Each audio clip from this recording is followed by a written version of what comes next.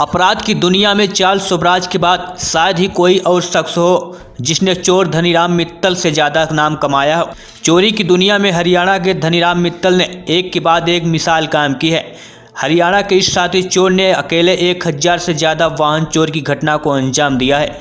94 मामलों में गिरफ्तार और जेल गया है। यही वजह है कि देश और दुनिया में धनीराम मित्तल को देश का सबसे बड़ा चोर माना जाता है।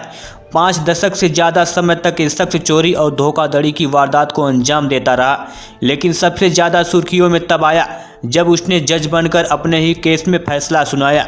साथ ही 40 दिनों के अंदर हजारों कैदियों को जमानत पर छोड़ दिया।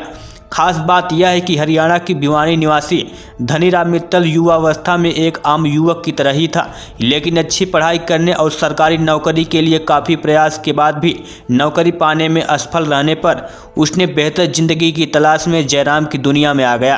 फर्जीवाड़े के आधार पर धनीराम ने सबसे पहले रेलवे में स्टेशन मास्टर की नौकरी हासिल की।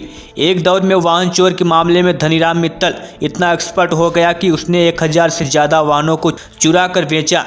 उसने हरियाणा, पंजाब, दिल्ली, राजस्थान आसपास के इलाकों में अपना नेटवर्क भी तैयार कर लिया था। अब में उसका आत्मविश्वास इतना बढ़ गया कि जब एक बार वाहन चोरी के मामले में पुलिस उसे लेकर कोर्ट पहुंची तो जज साहब उसे कोर्ट के बाहर ही पहचान गए। उन्होंने धनीराम से कहा कि तुम कोर्ट से बाहर निकलो। इस पर उसने पुलिस वालों से कहा कि आज जज साहब गुस्से में हैं, बिना सुनवाई के कह दिया यहाँ से जाओ। इसके बाद उसने पुलिस वालों के साथ चाय पी। पुलिस वालों ने कहा कि 2 मिनट में आ रहा हूँ और मौका देख वहाँ से गायब हो गया।